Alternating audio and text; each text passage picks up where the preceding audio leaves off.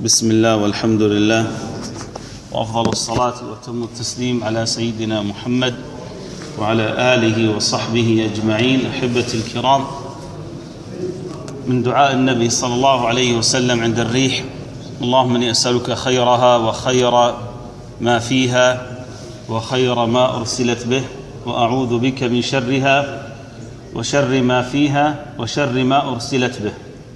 وكان النبي صلى الله عليه وسلم إذا رأى تغيرا في السماء كان عليه الصلاة والسلام يتغير وجهه ويخاف أن يكون هذا من عذاب الله سبحانه وتعالى. ونحن الآن أو بعضنا الآن في هذا الزمن الذي تطورت فيه وسائل التواصل أصبح الأمر يعني شبه عادي، ولا يعنينا أو لا يعني الكثير منا.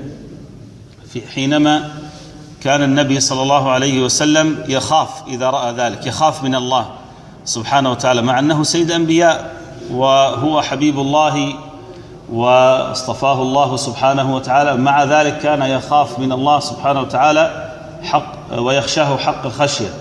فلذلك المطلوب من المسلم في مثل هذه التغيرات التي يحدثها الله سبحانه وتعالى، سواء كانت ريحا أو كان زلزالا أو يعني عواصف أو ما شابه ذلك، أن يرجع فيها مثل هذه الأمور إلى الله سبحانه وتعالى. فهي تذكرة من الله سبحانه وتعالى لعباده المقصرين المفرطين لكي يرجعوا إلى الله سبحانه وتعالى ويكثروا من ذكره. أعظم عبادة تفعلها أثناء هذه الظواهر الإكثار من ذكر الله، الإكثار من ذكر الله سبحانه وتعالى والدعاء حتى يذهب الله سبحانه وتعالى ويكشف هذه الغمة أو هذا الغبار المتوقع حصوله. نسأل الله سبحانه وتعالى أن يحفظنا وأن يحفظ جميع المسلمين.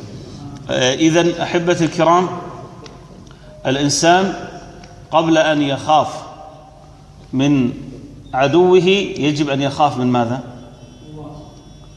من الله. نعم، يخاف من ذنوبه هو، يعني العقوبة قد تأتي بسبب الذنوب، والله سبحانه وتعالى لن يسلط علينا عدوا إلا بسبب ماذا؟ ذنوبنا.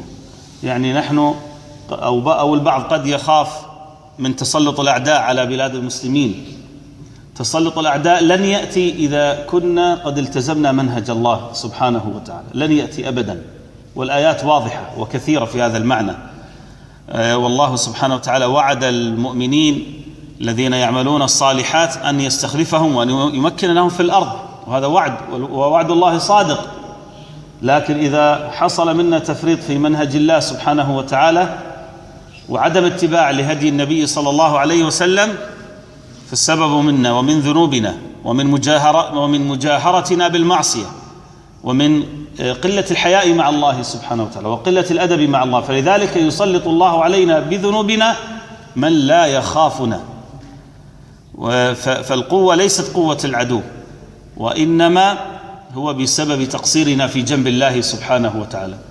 فلذلك أدعو نفسي وأدعوكم إلى التوبة النصوح لله سبحانه وتعالى والإكثار من ذكر الله عز وجل وعبادته، وأن نذكر إخواننا بذلك، على الله سبحانه وتعالى أن يشملنا بعفوه ورحمته، وأن يصرف عنا كل شر وبلاء ومحنة. والله أعلم، وصلى اللهم وسلم على نبينا محمد وعلى آله وصحبه أجمعين.